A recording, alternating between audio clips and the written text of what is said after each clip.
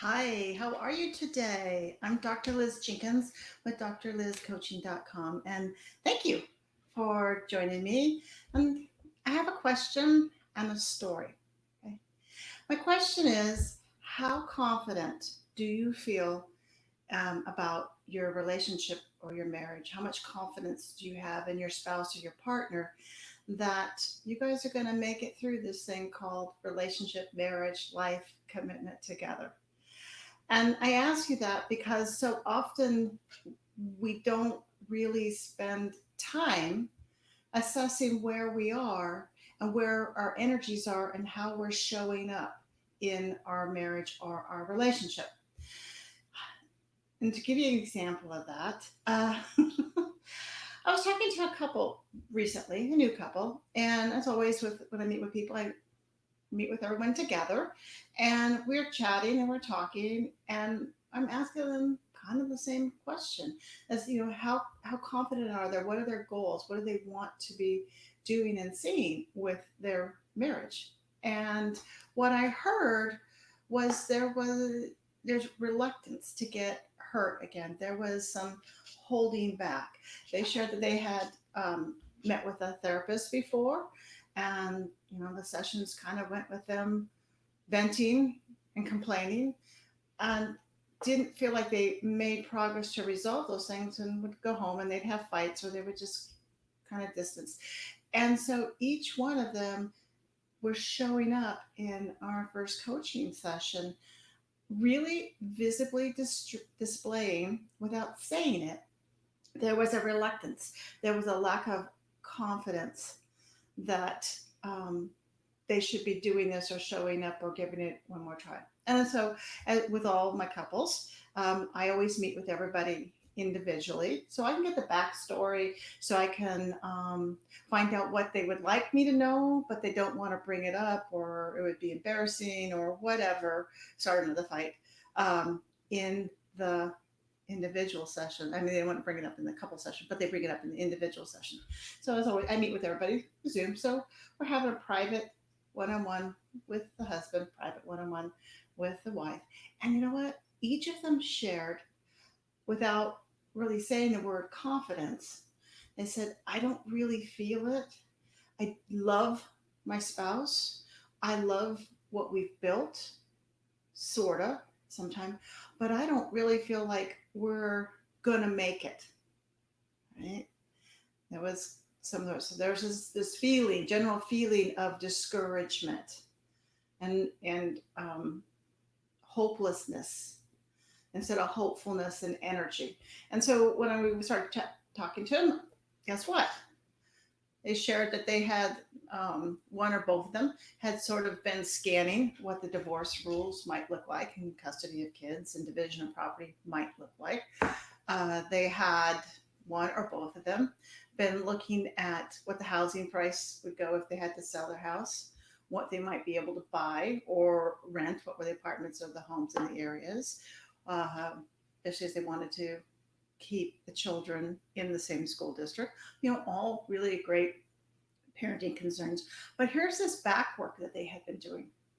And one of them shared that they had started kind of scanning social media and connecting more with old friends, um, spending more time about looking at their appearance, or kind of when they're out and about, comparing themselves with the others to see how they might match up if they had to go back into the dating pool. These are huge red flags, that they don't feel confident that they can make this, pull this relationship, this marriage out of the dumps where it's at. And by outward appearances, everything was fine, wonderful. I mean, they looked like a nice, evenly matched, content couple, but there was more going on individually. So, with their permission, we went back into couples and started working on it, and we started talking about it. And I gave them skills. So when we got very transparent, and we got some skills, and we got some ground rules, like we don't just throw the word divorce out there. Threaten. We don't threaten. Don't do ultimatums. Going to take the kids, or you should leave. We got to get in there, get these old hurts repaired. understand where each one is now, what is needed to move forward, and have the skills and have the strategies to make the changes and handle the conflicts and handle their needs being brought up appropriately. And in a very short period of time, they were shifted wonderfully. And so, actually, to the point where they shared that one of their children had said that they no longer really um, mute their online classes because in the past there was arguments or kind of disagreements, and that was embarrassing for him to be in school with his parents shouting or hollering back and forth at each other. So that was a big win. And so we started working on better communication, conflict management, difficult conversations. And so I just wanted to ask you again, how confident are you in your relationship or your marriage and your spouse that you guys have the tools and the strategies to manage these life transitions? Many folks start off with kind of lacking I would say good examples of how to show up in a relationship. Maybe it was from their parents' family who they hung out with. Maybe it was early dating relationships. Um, and then life happens. They come together. Many couples find themselves abruptly pulled apart when there's a miscarriage or there's infertility. And so now we're looking at how do we get pregnant? Can we get pregnant? Those type of things. So if anybody knows anybody that's ever been around the block and fertility issues, I mean, that is a huge intimacy and physical attraction downer. I mean, all of it becomes work. Okay. And your private business is everybody's business with tracking and counts and surgeries and procedures and all this type of thing. So, you know, maybe you're one of the folks that showed up really well and you just got sloppy. We do more often than not. We start losing our manners. We start taking them for, taking their needs into consideration. We stop treating them like our very best friend. If something comes up, we just bounce out the store and go on our errand. We don't invite them. We don't hang out with them. If something's, cool is happening, sometimes we look to our friends. Hey, you guys want to go? Instead of looking to our spouse and arranging childcare or dragging the kids along, we do what's easier. And so one spouse stays home with the young kids, the other spouse runs errands or goes some places or do the thing. It happens. Life transitions happens and they take a huge toll on relationships that aren't aware of the toll that these have and don't have the skills or the strategies or the resources. So the good news is when you know that something's going on, when you know that maybe you're 100% confident and things are trucking along and you feel very connected, you and your spouse feel that way, awesome. What I'd like you to do is figure out what you guys are doing that builds that connection, that creates that confidence, that you don't have any doubts that when they're on their phone, they're doing business or they're just saying hi to a real bona fide friend and not something else. Okay. When they're on the computer, that you're not going back afterwards and doing, historical searches and seeing what websites they were and browsing where you're not being a detective because you just don't know. I want you to live in a relationship that brings you joy, commitment, fulfillment, that it is emotionally and physically bonding and growing, and you guys have fun. If they're not in it at that spot right now, that's okay. Having the courage to be open and look on that, sort of like, true confessions when you go step on the scale at the doctor's office, okay?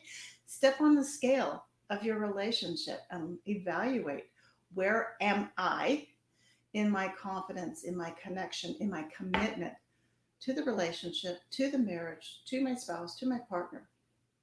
And what is holding me back? What hurts? What behaviors? What lack of event? And when you start doing that self-assessment, you'll understand that unless we do some repairs, unless I can give you, or you can find someone that can give you these strategies and tools, odds are the relationship is going to continue to sort of eke along or be okay. There's nothing wrong with okay. But I think you deserve better. I know you deserve better. You deserve the fun, the passion, the connection. You deserve having the skills, and the tools. So when life events happen, because they do, you get through it successfully, still remaining friends, still remaining connected, maybe a little bumped up, a little bruised up kind of thing, metaphorically, um, but you're growing stronger from that instead of growing apart. So I just want to let you know that it's time, if you're willing, to do some self study and figure out how confident you are in your relationship and in your spouse. And if you're happy with where you are, or you would say, you know what, it'd be fun. If it's fun and it doesn't hurt, it doesn't hurt. Okay. I'd like to know more. I would like to reignite my relationship. And guess what? You can start on your own and they can join, or the two of you can join together and you can reignite your relationship together quickly, effectively, with proven strategies and skills. Because you know what? They don't teach us all these things in school. They don't teach us all these things growing up, and certainly not when we first out dating and interacting with peers. So if you're interested, I have a wonderful couples program that can be done individually or we can do together as a couple, and it's Reignite. And that's really what it is we're going to recapture and reclaim the passion, and excitement and friendship in your relationship. And we're going to do it with fun, with ease, with proven strategies. So if you're interested, I'd love to talk more to you, more with you. You can DM me at Dr. Liz Jenkins, and we can chat, and I can give you some more information about it. Anyway, take care. Have a wonderful day, and I'm here and available.